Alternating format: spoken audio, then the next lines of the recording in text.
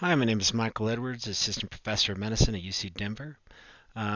This is a lecture for the Big Data and Bioinformatics course that I'm teaching at Green Valley Ranch DSST. In this lecture, what we're going to do is lay out the evidence, the big data evidence for climate change. How do we know the planet's getting warmer? What are the observations that we actually use to determine this? After I've basically laid out the evidence for you, I'm going to give you all an assignment. And so what you are going to do is you are going to test this yourself. And so what we're going to do is we're going to pick 3 areas in this country predicted to be affected the most by climate change. And what your job will be is to download historical climate data or temperature data from these areas and determine based on the recorded observations whether these areas are truly getting warmer. So first off, what we're basically going to do is I'm going to lay out the evidence, and then you're going to prove it on your own. So how do we know? So in this lecture, basically the reason we know, or one of the biggest reasons we know, is because we are able to measure carbon dioxide concentrations and temperature for the last 1 million years. And you might be asking yourself, well, how are you possibly able to do that? No one was around 800,000 years ago with computers and, satellites to measure carbon dioxide or temperature. Well, our evidence comes from ice cores. And these are areas, not just ice cores, but areas of ice that have been undisturbed for eons. Right here is an example of 2 guys digging an ice core. This is from Antarctica. So basically what you can do is you can find undisturbed ice that has had snow and ice deposited on it for thousands of years. And like I said, what you're going to do is we can do this up to 800,000 years. So we can take these cores, they can bring them back to the lab, and they can analyze them. And you can see they have all these bands. These correspond to years, decades. And what they can do is they can radio date these so they know how long ago they've been. And within these ice cores, there's all kinds of information we can get. We can get the dustiness of the atmosphere, vegetation changes, if something got trapped or settled on the ice. But the big reason, or the big deal for this, is that we can measure not only temperature, but the atmospheric chemistry. So there's these little air bubbles trapped in these ice cores. So this basically represents air from, say, 800,000 years ago. They can analyze these air pockets and determine the concentration of carbon dioxide at any given era within these ice cores. Not only that, but the water that is contained in these ice cores has a certain proportion of isomers. And we'll talk about this later. But these isomers form of oxygen and hydrogen based on a specific temperature. So depending on the concentration of these isomers, we can determine the relative temperature for that age of the Earth, or at least the atmosphere at that point. So what did they find? Well, here are their results. So this goes back to 800,000 years ago. And when they measure the Antarctic temperature, determine the temperature for the Earth, and the carbon dioxide concentration, if you look at these 2 graphs, they're almost the identical pattern. And if I was analyzing a biological sample, I would say that these 2 are correlated. That means that one or the other depends on each other. Not only, or something is causing both of these to change in the same manner. But either way, both of these processes, the data just screams that they're connected. And you're going to see why. That carbon dioxide, the more carbon dioxide in our atmosphere, or basically any confined space, is going to raise the temperature, and I'll explain why. Here's why we're worried, is that we've seen this pattern, and it's about 100,000 years. And what I'm going to show you is that this is the carbon cycle. That you have these fluctuations of CO2 in the atmosphere where it gets really high and then it gets dissolved basically back into the Earth and then comes out again. Currently, our carbon dioxide concentrations are higher than they've ever been, at least that we can measure from 800,000 years. Given this relationship, we're predicting that the temperature is going to increase exponentially because of this increase in carbon dioxide. And again, these are all based on measurements, not just, one guy in Antarctica that came up with this. These are from ice cores from across the world, and they all say the same thing, that carbon dioxide and temperature are linked. And the fact that carbon dioxide is increasing exponentially means dire consequences for us now, that our temperature is predicted to also increase. So let's talk about the carbon cycle. That carbon is a very precious molecule on this planet, that you are made of carbon, that it's a very versatile molecule.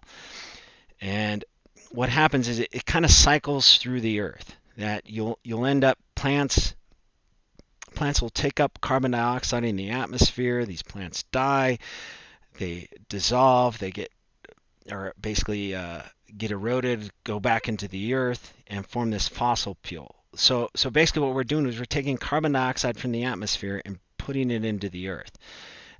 Given enough time, these sediments will eventually go into the earth, into the core, and may potentially come out in volcanoes. They can also come in through the ocean. The ocean itself will absorb some of this carbon dioxide. A lot of some surface organisms use it, and again, this will settle to the bottom and eventually get basically with volcanic activity get reintroduced into the atmosphere. The problem now is that we are increasing carbon dioxide concentrations above the cyclic concentrations. That we are, based on our fossil fuels, we're sampling these plants that absorb this carbon dioxide, are going through the earth. We're basically pulling them through the cycle again. And so they're actually generating more carbon dioxide. When we burn these fuels, they release carbon dioxide again into the air. So it's almost a double exposure.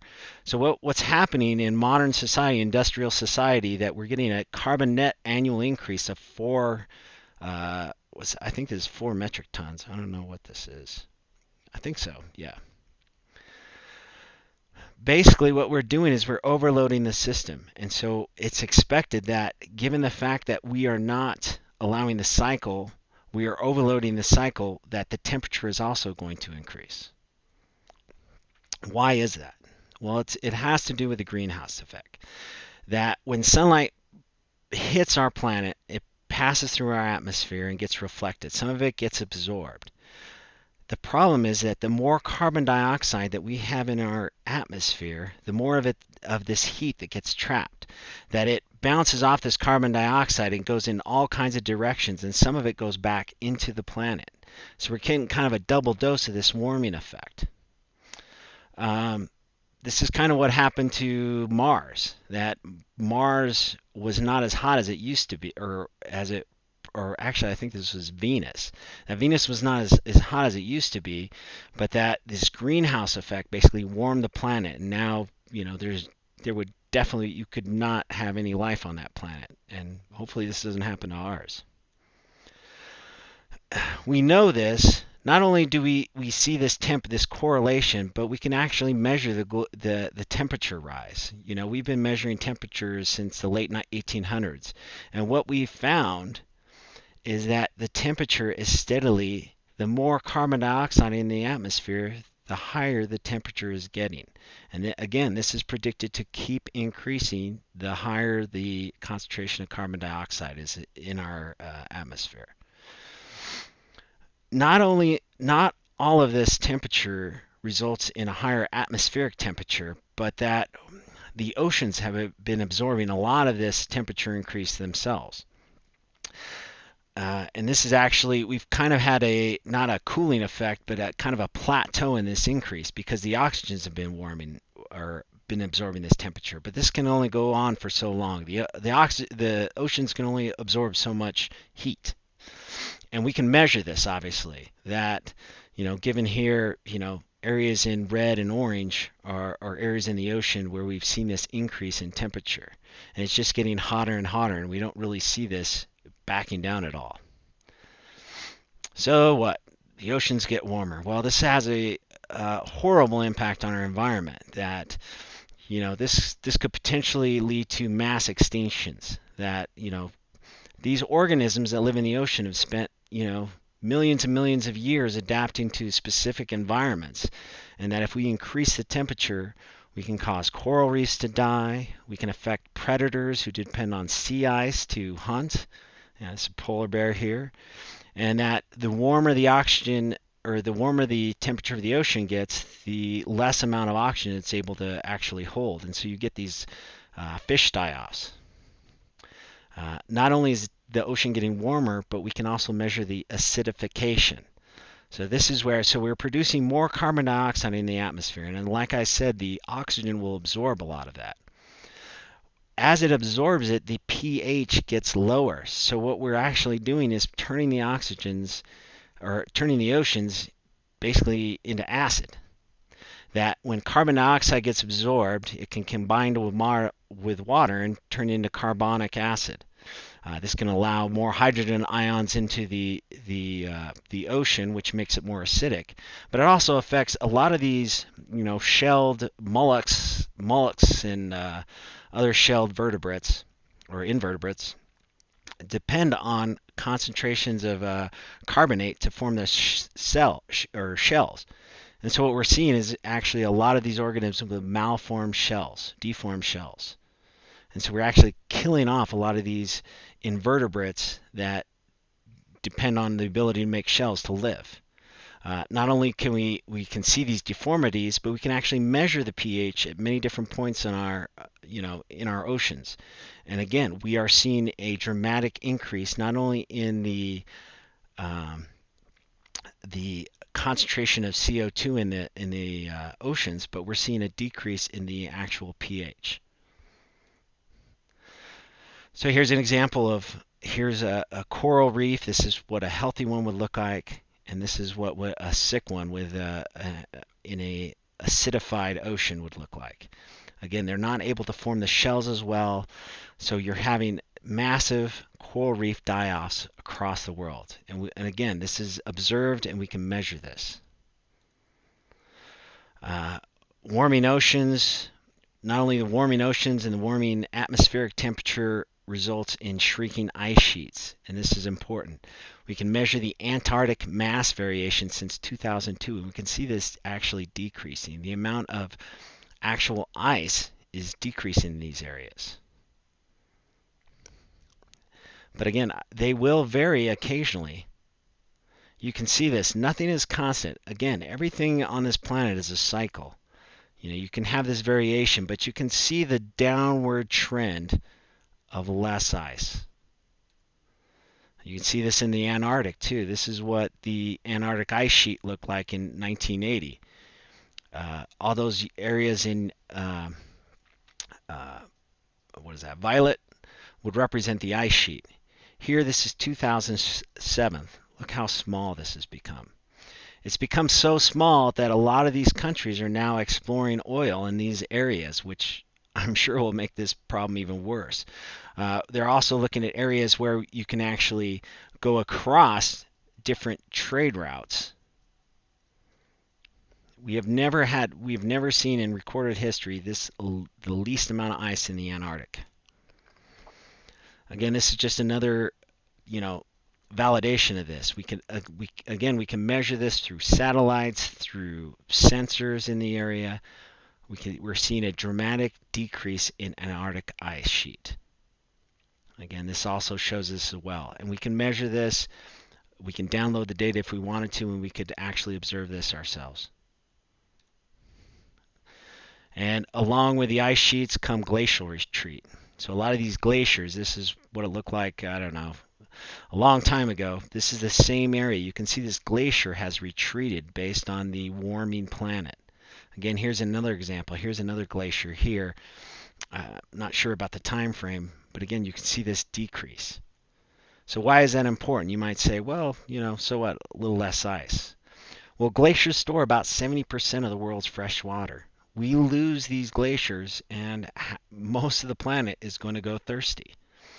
So this is going to cause not only, is it just about losing ice, but we're losing the ability to drink fresh water.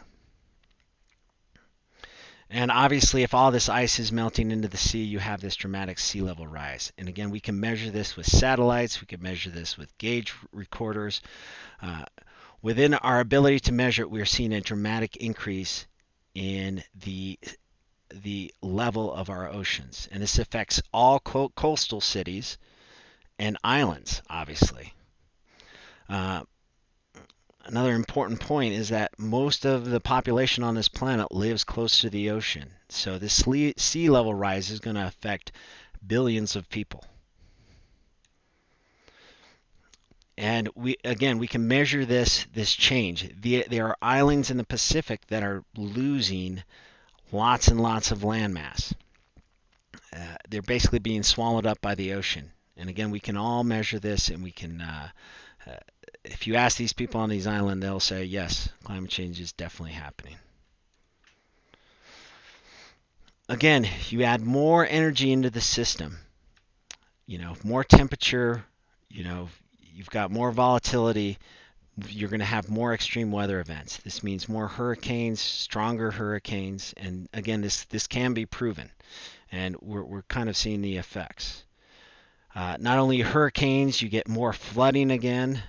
We're seeing more damage of floods. You've heard of Hurricane Katrina, Hurricane Sandy. But as some of the areas on our planet get wetter, some actually get drier, like our area. And in Colorado, last year it was 2 summers ago, it was really bad. That you're going to get more fires in the area. And again, with more fires, you're pumping more CO2, which will, undoubtedly make the problem worse. So this is basically the evidence for climate change, or at least, this is why we believe that the planet is getting warmer. So your assignment is, I'm going to let you, we're going to go over the assignment in part 2. Thanks.